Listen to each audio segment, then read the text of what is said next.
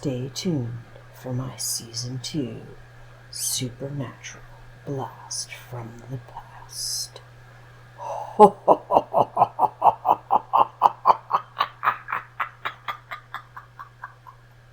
Hello everyone, this is Venus Brown. I am back with another episode of our Blast from the Past for Supernatural Season 2. This is going to be episode 11. So the last two videos had 5 episodes each. This one and the next one will have 6 episodes each, just because Season 2 has 22 episodes, so I need to try to fit them all in.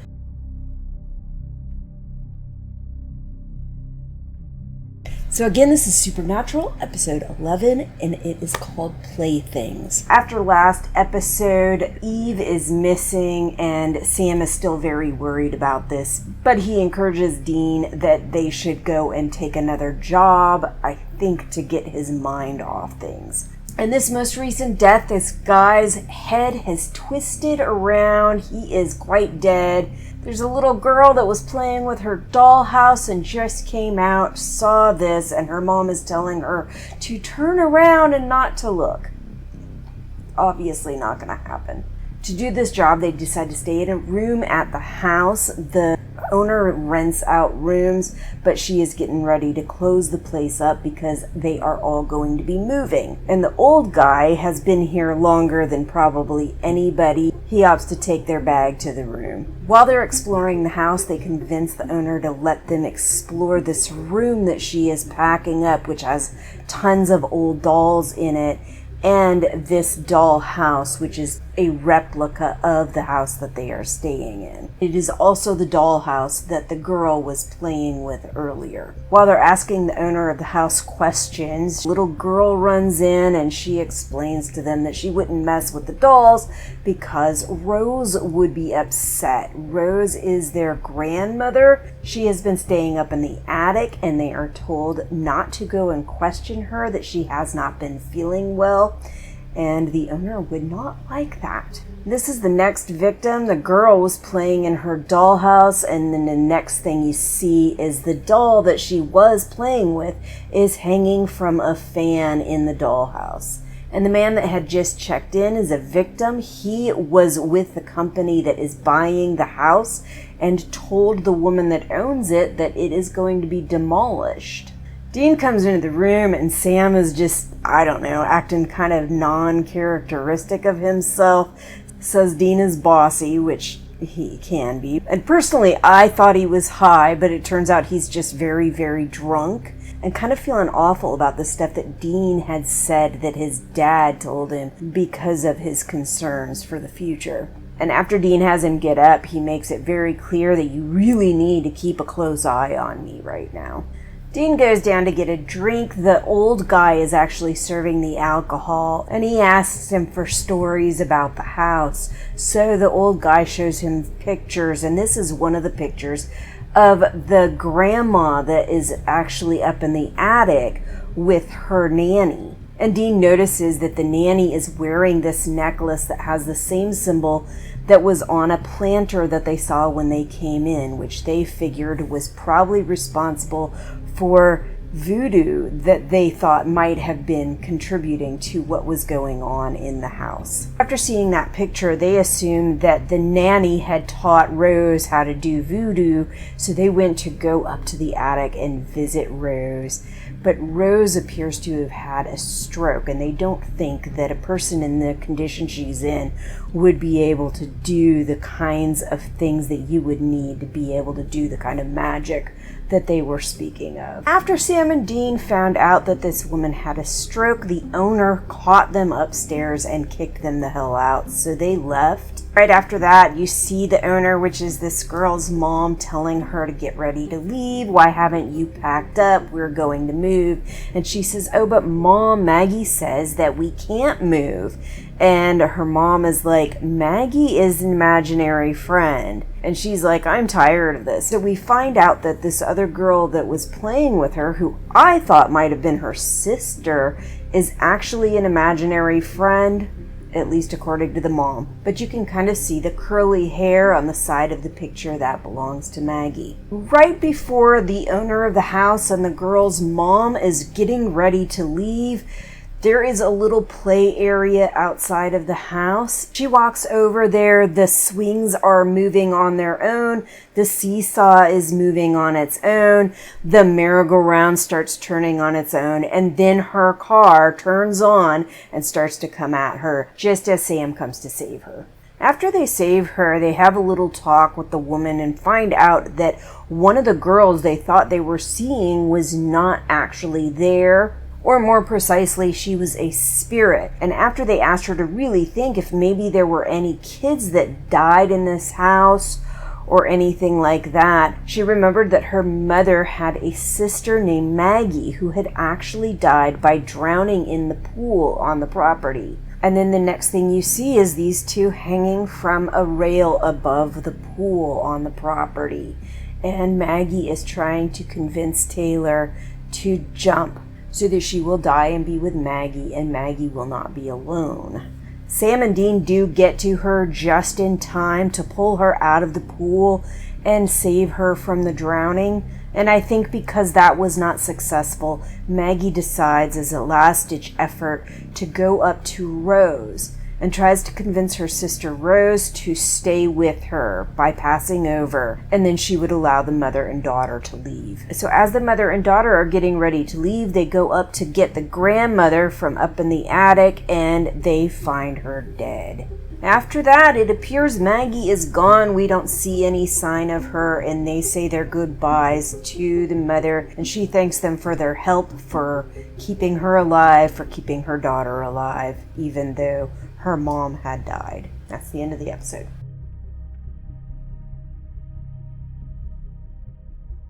This is season 2, episode 12, called Night Shifters. And when I started this out, I started to think maybe this was one I had already watched from earlier in the season, because there was some similarities.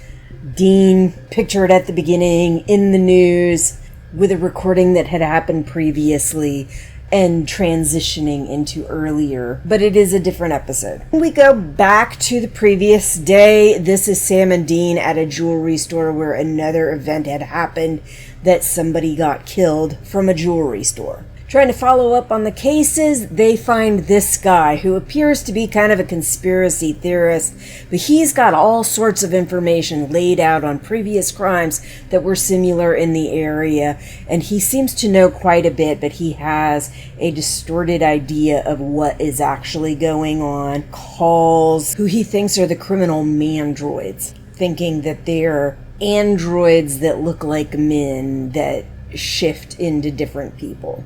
The mandroid part is wrong. But his major piece of evidence that shows them that he actually really has stumbled on something that is accurate is this video footage where the person in the image has these bright lit up eyes. He calls them laser eyes. But apparently it's some effect from the shapeshifters when they're captured on video. Now Sam doesn't want to tell Ronald that he is on the right track, so he tells him they're just normal people and this was just a glare in the photo, like the cops had told him. And they used Ron's evidence to figure out what place was going to be stripped next, which turned out to be a bank, and while checking the footage on the bank, they found this guy. Was like a bank manager. Now, after Sam told Ron that he was full of shit, Ron decides to take it upon himself to go and hold up the people at the bank, since he felt that he was the only one that was going to take this seriously. Sam and Dean were checking out the cameras and footage when he came in, so they saw him. And at this point, Dean is getting ready to present himself as a hostage to try to get Ron under control and to try to figure out where the shapeshifter is. They lock everybody in the bank vault, including Sam, and while he's following Dean around to try to find this shapeshifter, he stumbles upon this. Now, Ron still hasn't been informed of these shapeshifters. He's still thinking it's a mandroid. So after he falls on this, Dean explains that this is the skin of the shapeshifter, and tries to explain to him that he was a little bit off about the mandroid, that they're more like regular humans, but they can shift into different people. Then after Dean explains all of this to Ron, the feds cut the power to the bank. In the meantime, Sam is in the vault, and this girl is just fangirling it out over Dean, and what a brave person he is. And Sam is just like, oh my god, stop it already. Then Dean comes in with more prisoners to add to the vault, and she is just standing there like, what? Why are you doing this? It was priceless. Now at this point, things are getting a little out of control. Ron is trying to ward a call with the cops, asking what his demands are. Dean is in some area of the bank inspecting, and this guy is having a heart attack. Sam hangs up Ron's phone call and tells these guys that nobody's gonna die. And while Dean's inspecting the bank, he finds this guy in the ceiling tiles, dead, and they had just put the shifter that had shifted to him in the vault with the other people. Now, as Ron and Dean are trying to go after the shapeshifter and get the heart attack victim out, Ron gets shot by the feds. So after Ron is down, Dean manages to get the security guard who's having a heart attack out without getting caught, locks the door back up, then Sam calls him to let him know that he has found the skin of the previous guy that had shapeshifted. So now the shapeshifter could be anyone. While all this is going on, feds show up who are actually looking for Sam and Dean for their previous criminal activities. And apparently this guy has been looking for Sam and Dean for quite some time. Now they found out who the shifter shifted into, and the girl is freaking out because she's seeing the doppelganger of herself, who was lying on the floor with her throat cut. But the shapeshifter is now attacking Dean. After the feds get in the bank, Dean goes after the shapeshifter. They have a pretty good fight, even pulls off some of the skin and breaks her leg. Then he manages to stab her with the silver blade. By this point, it appears that Sam had already been caught, fought off a couple of the SWAT team, and that's where they left him. And then this is the next thing you see. It looks like Dean is getting caught by one of the other SWAT team. The feds are about ready to have the entire bank torn apart trying to find Sam and Dean, and one of the officers shows the guy in charge these two on the floor. Looks like Sam and Dean. Is it? I guess we'll find out soon because it's almost the end of the episode. Next thing you see is Sam and Dean showing up in SWAT team clothing, going into their car and taking off. So apparently the two in the closet were switched with people from the SWAT team that they took the clothes from. And that's the end of the episode.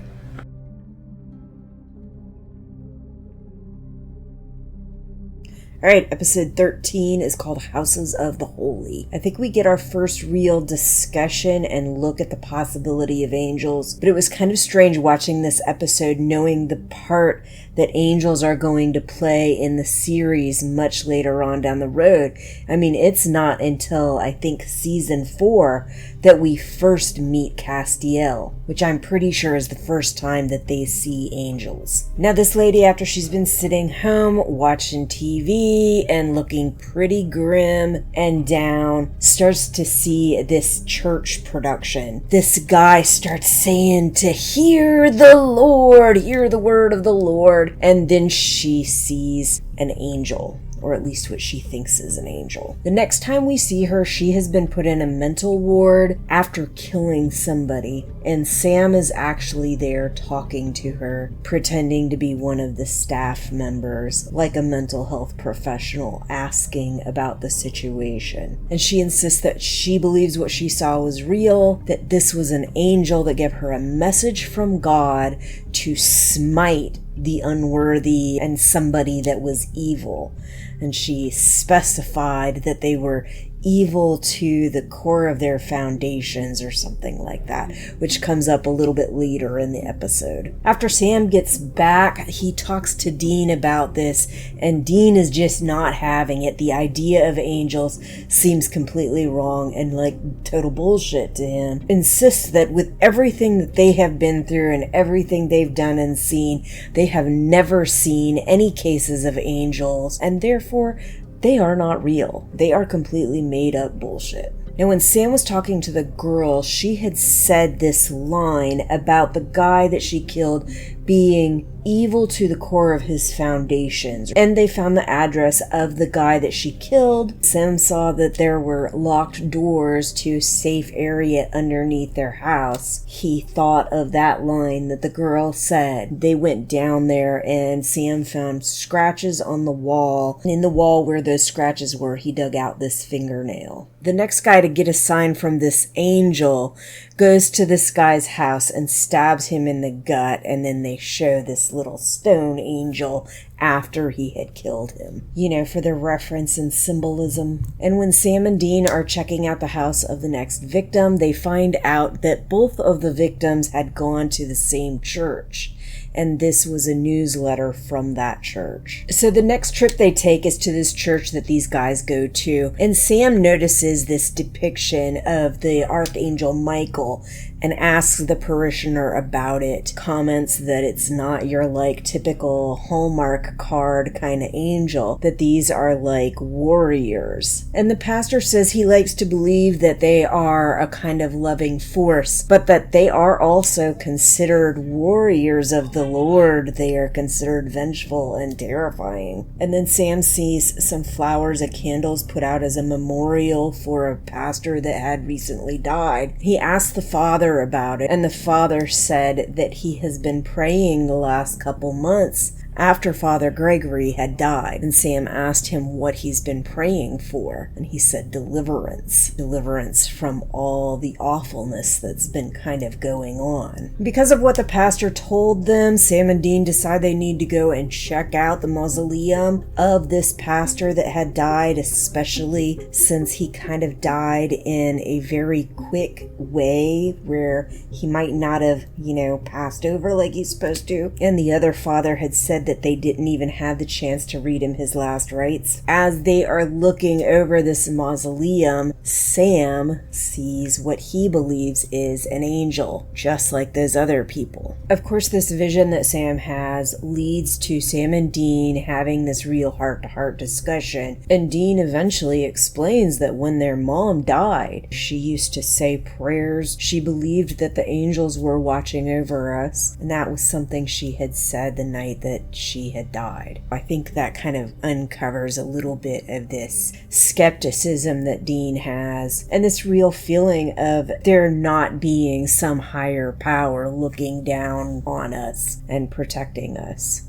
Sam and Dean go to a store to go and pick up some supplies to do a seance for this pastor that had died. As they're walking out, Sam gets this sign, this glowing light, that's going to be the next person who's supposed to get killed. And when he talks to Dean about it, he explains that this guy actually hasn't done anything wrong yet, that he's going to, and it's so terrible that he's supposed to kill him. But to stop Sam from killing anyone, Dean locks him out of the car, tells Sam to go take care of the seance, and says that he will go ahead and follow this guy and take care of him. Dean follows the guy down the road. He pulls over next to this person's house. He's got flowers in hand. He walks over to the other side of the car, hands the girl these flowers, and she gets in the car with him because they're going on a date. And Sam goes to the mausoleum to perform the seance, but he gets an unexpected guest. The pastor that they spoke to earlier catches Sam in the act of trying to perform a seance. Sam's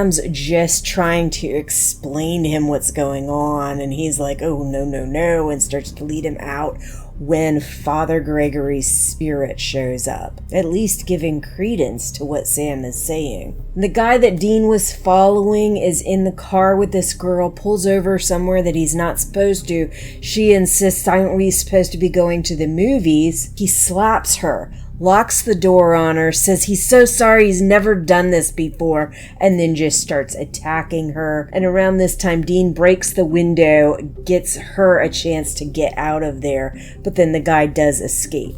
Now, since I wasn't paying much attention before, I didn't realize the pastor's name is Father Reynolds. Father Reynolds and Sam try to explain to Father Gregory that he is not in fact an angel. He is a spirit that hasn't passed over yet. And Father Reynolds tells him that he needs to do his last rites, and that, of course, causes him to kind of pass on to the other side. I think this is also a big thing, really validating to somebody's faith, seeing this whole thing happen, being a part of it, and especially this father. Even though Father Gregory thought that he was an angel, and you're finding out that no, this was not an angel, it's still like verifying that this last rites is helping him to pass on to the other side. So I would think that that would be gratifying and really help to solidify his faith, although it does seem to have a little less of that effect on Sam, because I think Sam really was hoping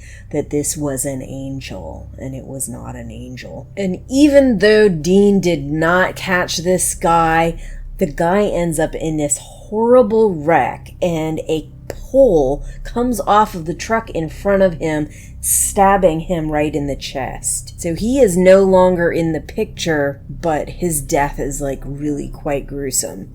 And it really has an effect on Dean. So when Sam and Dean get back together, Sam is really feeling kind of down, and he explains how like all of this stuff that they do is just so hard, and that it really makes him hope that there is some higher power that's looking down on them, trying to help them. And he also explains that he hopes maybe someone will save him. But this whole experience with Father Gabriel not being an angel and everything, I think has really kind of dashed his hopes. But Dean has a completely different outlook. I mean, Dean starts out and he says he's going to be there to watch over him and to protect him and everything. But then after talking to him for a while, Sam asks if Dean killed him, and Dean's like, no. But the way that he was killed, it was almost like, my thought was some kind of divine intervention. His words were, maybe it was God's will. So a little bit of a shift there in Dean's views, which I've said before. He has this kind of black and white thinking, but then every once in a while he'll shift a little bit. Then you'll see later on he'll shift back to that black and white thinking. But yeah, the whole God and angels talk and everything, it really is making me excited for when we do see Castiel. Season 4 is when Castiel first appears on the show. And I don't remember if there was a whole lot of other evidence of possible angels or anything, but it was interesting to kind of see the reflections on the different angels and the possibility of angels and all of that, even though this was verified to not actually be an angel. That's all for this episode.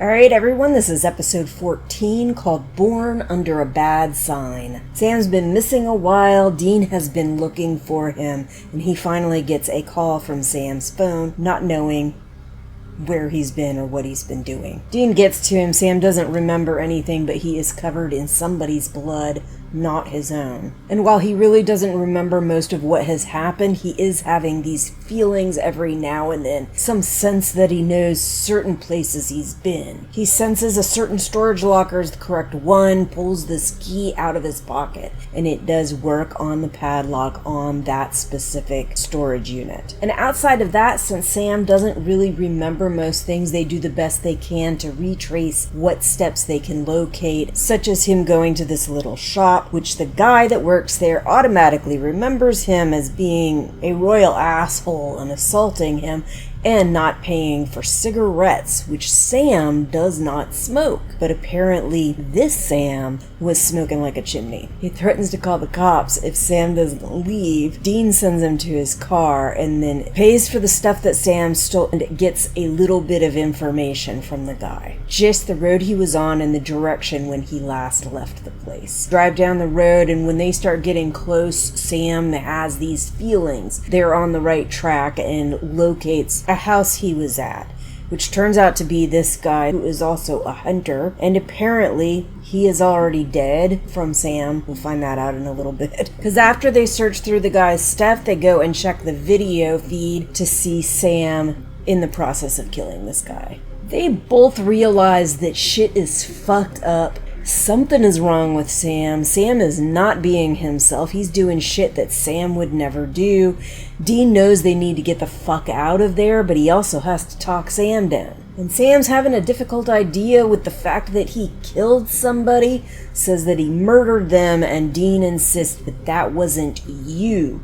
Like, you didn't murder somebody because this is not you. And then Sam insists that no matter if it was him or not, eventually this stuff is going to catch up to him, and whatever grand plan is that is coming is going to make him into something he's not, and that Sam won't be able to control himself. It will be impossible to control himself. He can't control himself, and so Dean should just kill him. And of course, Dean won't do that. Dean ain't gonna kill him. So after handing Dean a gun, asking him to kill him, and him insisting that he won't, Sam grabs the gun and he says, "No, you will live."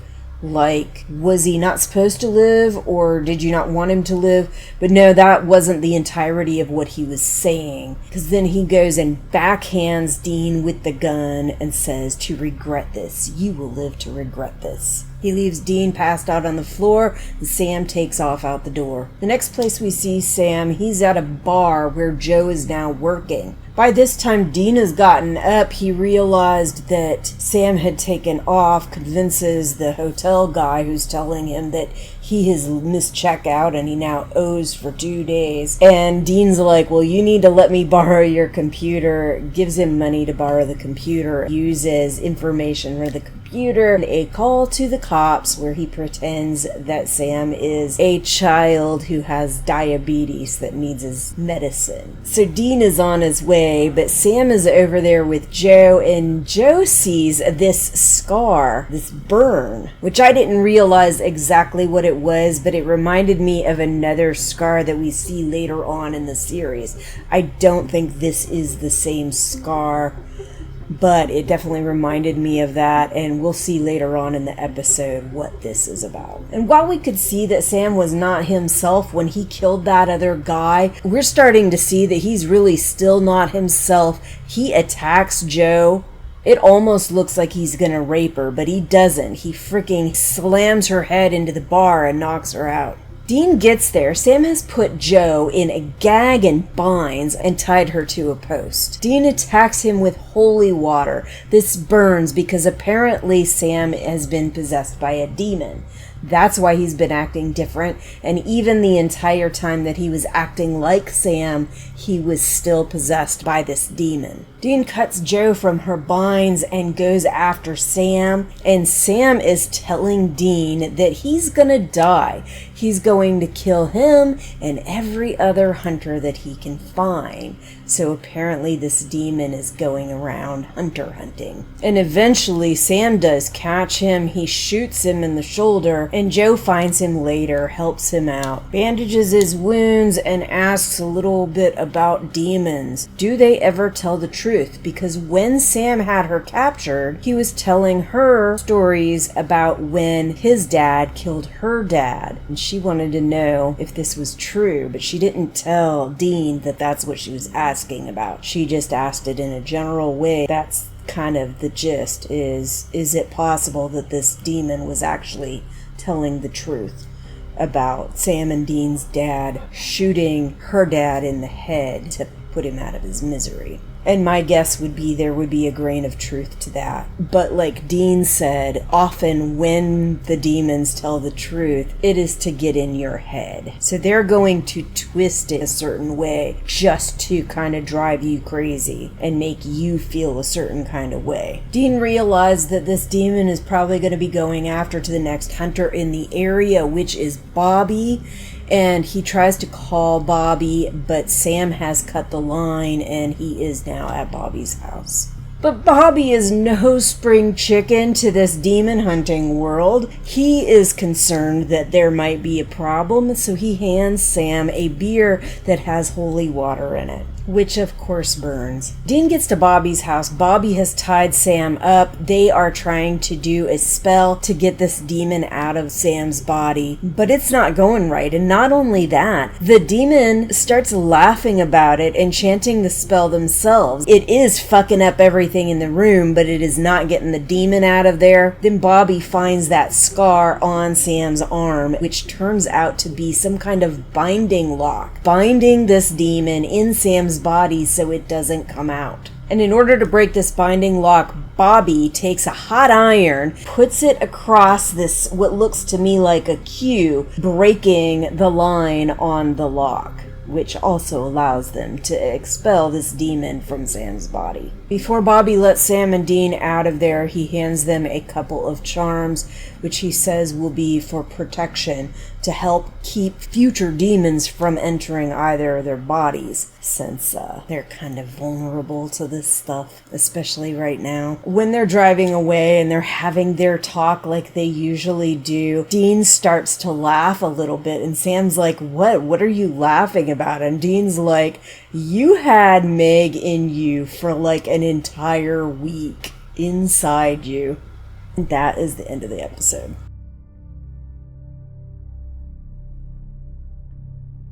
This is episode 15 called Tall Tale. And this episode is a little different.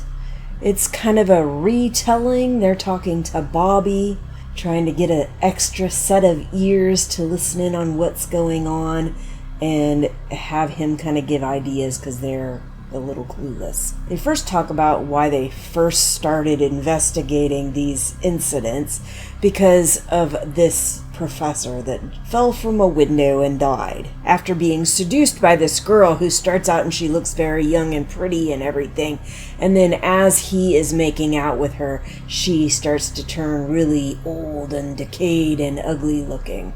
And then we go to Sam talking about his version of events when he started talking to the students from the school. And in his version, Dean is hitting on this girl who is basically about ready to vomit all over the place because they've been drinking so much. But then after that, Dean chimes in that that's not really how it happened. So Sam had actually talked to a couple people and found out a little bit of the stories that had been going around that kind of line up with the guy falling from the classroom. So Sam had actually been talking to a couple students and they were telling him about these stories that had gone around about this girl that had been involved with this professor and jumped from the professor's window and died. And then Dean goes to tell his story, and in his story, the girl that he's hanging out with isn't like drunk off her ass and vomiting. She's really classy or whatever, and he's asking her some questions.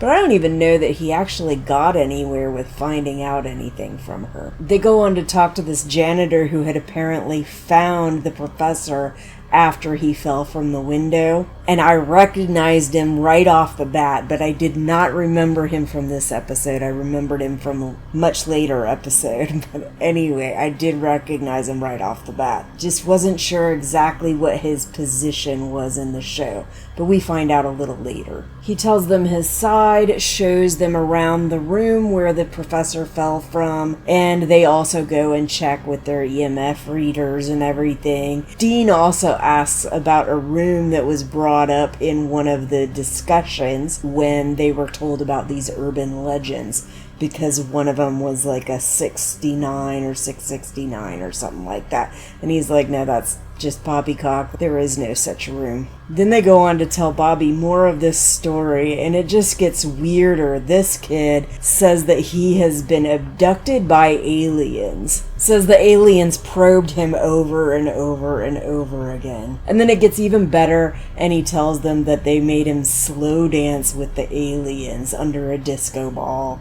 It was fucking hilarious. Then it goes from one ridiculous story to another. This time it's a professor who does lab tests on animals.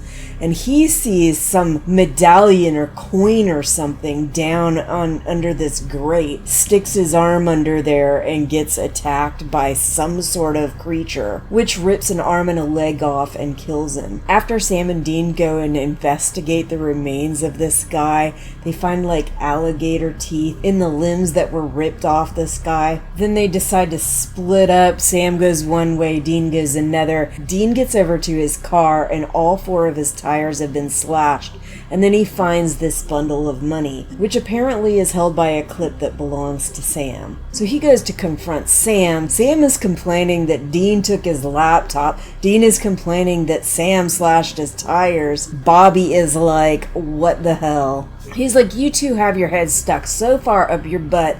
You're so busy arguing with each other that you can't freaking figure out what the hell's going on. So he explains what he thinks is going on. You got all these random freaking incidents going on, and you're figuring out certain things. You're starting to get too close, which is making the dude that's actually causing all this stuff uncomfortable. So he's now kind of targeting you guys a bit to get you guys at each other's throat and throw you off the scent. And he explains that what they're dealing with is a trickster, a kind of demigod that plays tricks on people. That in a lot of the old mythological religions and everything, especially the Greek religions, the Roman religions, the Scandinavian religions, stuff like that, there was almost always these demigods, and one of them is a trickster, like the Scandinavian god Loki. So the whole thing, like all this crazy shit, turns out to be a trickster, and that's why I recognized the janitor. After that, Sam and Dean go back to check this place out and check this guy out. They don't find anything, and then they stage a little argument, which the trickster sees. And after a while, Dean goes in to find the trickster so that he can stab him. And after a while, Dean goes in to find the trickster, and he hears music coming from this auditorium. So he goes in there. There's two pretty ladies laying on a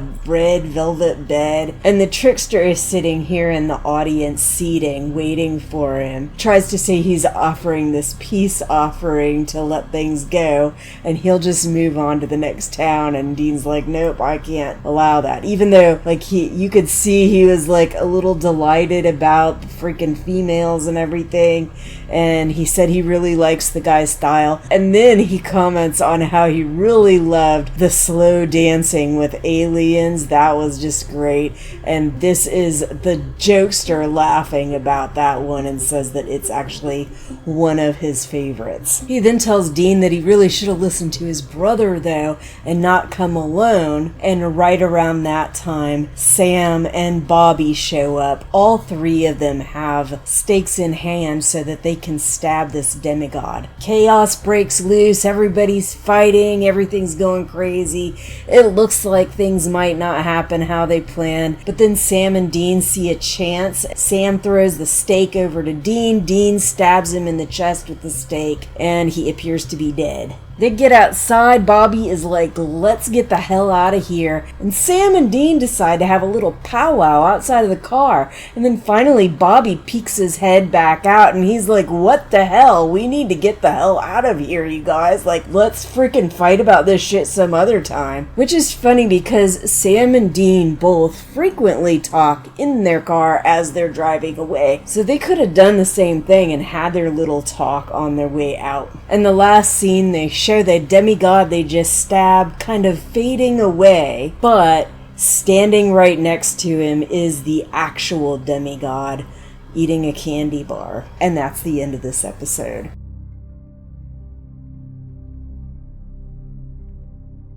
This is episode 16 called Roadkill. My youngest kid came in while I was watching the end, so we went ahead and went back through and watched the beginning after the ending had already been shown. Seeing the whole thing played through a second time because of a big reveal that happens at the end just made it very, very different the second time through. We start out the episode and this couple are driving down the road. They are lost. The guy refuses to ask for directions and is checking his map, says they're on 91, and it turns out they're actually on 41. The couple are arguing a little bit and they start to joke around, but they also start to get a little bit physical. And as the driver is looking down, her husband and her see this guy standing at the side of the road. They got in an accident. The car rolls downhill, hits a tree. She wakes up and she doesn't see David in the car, and she goes looking for him and cannot find David. Instead of finding David, she finds this guy's cabin, goes in there and sees the guy that she hit. He turns around and he turns into this thing. Really gruesome. So she runs back up the hill over to the road only to run straight into Dean. After she explains what happened and they try to explain some of the stuff that's going on, they agree to take her to the cops just to avoid answering some of her questions, and they run into this guy, literally run him down, and of course it's not a real guy, it's a spirit, so he just turns into a puff of mist. They have to explain this whole story about this guy being a spirit that haunts this road once a year. And at first she doesn't believe them until they're like, you can't really deny what you just saw. This gruesome dead guy with his freaking guts hanging out. So she takes them into the cabin that they saw earlier, which has this meat table and a bunch of carving knives hanging up on the wall. It's really gruesome looking. Of course, Greeley, the dead guy, is still after her and tries to attack her, and Dean goes and shoots him with salt rocks. Dean and Sam figure out where their actual house is and they go to explore. Sam and the girl go upstairs to try to find any papers that might indicate where the guy is buried, and she finds this picture album with this picture of them in front of the cabin, and that is going to come up later on in the episode again, that same picture. And while they're exploring, Dean comes up. He sees something isn't quite right behind a piece of furniture and finds this panel behind the wall that he breaks open. What's behind the panel? Dean comments when he comes in that it smells like old lady, and then they find the wife of the guy who had been killed just hanging there. And Sam insists that they need to take her down and they need to put her to rest. They start hearing a radio playing. It's this old radio. It's playing House of the Rising Sun,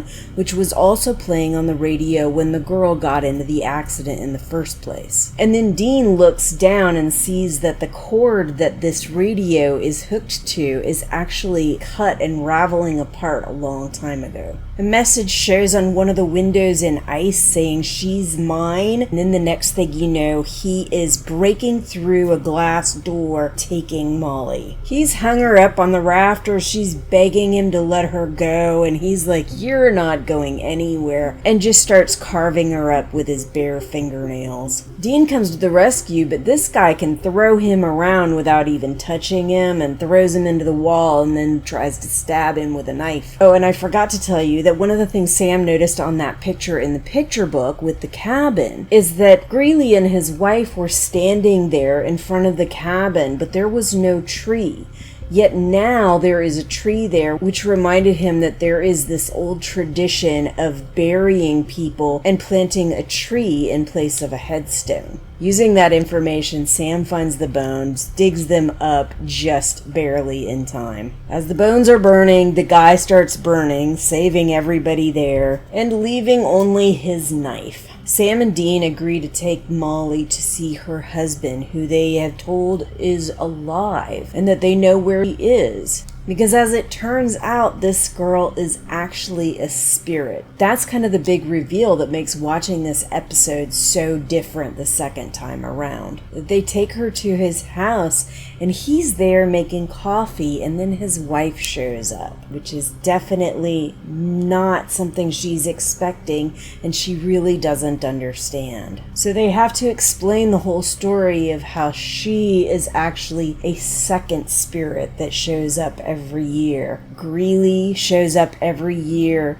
to attack and torture her. She shows up every year running from Greeley and causing another accident, often killing the person in the car. They explain that she is the one with unfinished business, and she asks what she's supposed to do. She thinks she should go and talk to her husband, and they're like, to do what? To say that you're sorry? To tell him that you love him?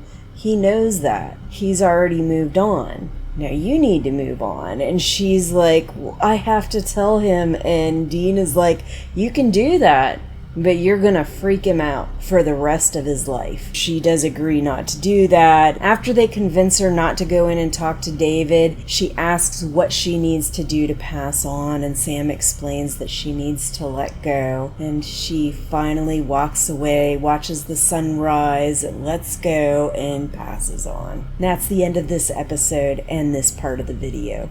Until next time, I'll see you when I see you.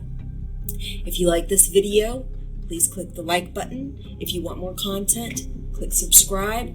If you click that little bell and click all, then you'll get more content notifications.